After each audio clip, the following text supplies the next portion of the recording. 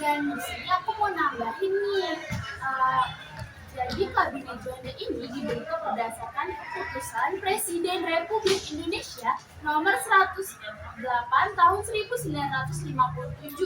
Disebut sebagai Kabinet Karya atau Zakon Kabinet karena diisi oleh para ahli di bidangnya, bukan perwakilan partai politik. Masa bakti kabinet ini berakhir setelah dibubarkan oleh Dekret Presiden Soekarno pada 10 Juni 1959. Jadi gitu lah ceritanya. Dan tentu pasti punya keistimewaan kan. Nah, kalian tahu nggak keistimewaan ini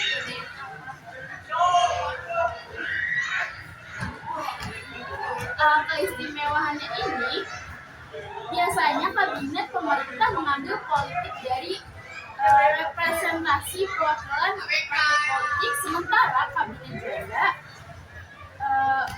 berisikan orang-orang yang ahli di bidangnya, dosen, ekonomi, profesional dan ilmuwan kan. Ini kan kursi parlementer. pasti ada tokoh-tokohnya juga kan. Ya, Siapa aja sih tokoh-tokohnya? nah jadi tokoh-tokohnya itu ada Soekarno nih sebagai presidennya, dan pastinya ada Juanda Kartawijaya sebagai perdana menterinya. Sedangkan ada wakil perdana menterinya nih, ada tiga, yaitu ada Hardi, yang kedua ada Idam Khalil, dan yang terakhir itu ada Johannes Rinmena.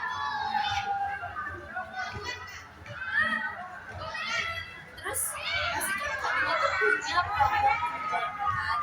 Kabinet punya itu program kerja apa? Di Kabinet Juanda ini kan ada pancakaryanya kan, tadi di latar belakang udah dijelasin. Ini ada program kerjanya. Yang pertama itu membentuk Dewan Nasional.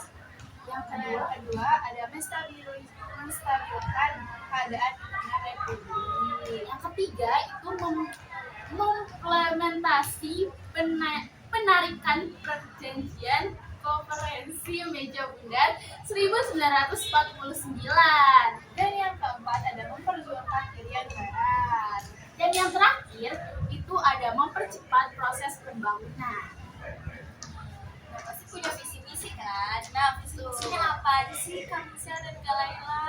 Nah, aku kasih tahu dulu ya. Yang pertama visi misi itu ada terbentuknya Dewan Nasional. Yang kedua memberantas pemberontakan PRRI semesta. Yang ketiga ada penyelenggaraan musyawarah nasional. Dan yang keempat ada mencetuskan deklarasi Juanda. Dan yang terakhir ada memperbaiki kondisi ekonomi. Terus pasti kan itu gurunya pasti kan itu punya peristiwa yang kayak bakal ada perubahan. Nah, alasannya apa kabinet Juanda ini bisa runtuh gitu? Iya, ada sih alasannya. Kabinet Juanda ini berakhir karena adanya perubahan sistem pemerintah di Indonesia dari parlementer menjadi presidensial setelah dikeluarkannya Dekret Presiden 5 Juli 1959 oleh Soekarno.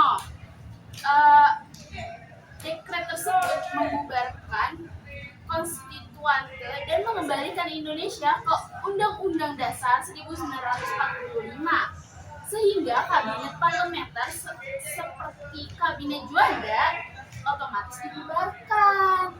Nah, perubahan ini juga disebabkan oleh ketidakstabilan politik dan seringnya konflik antar partai di masa demokrasi liberal. Seperti itu Kak Tata.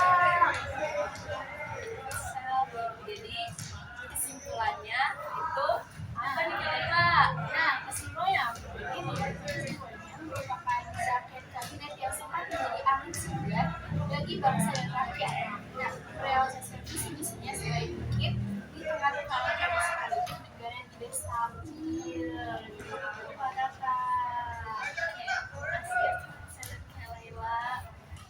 Oke, segitu aja podcast dari kami Kabinet Juanda.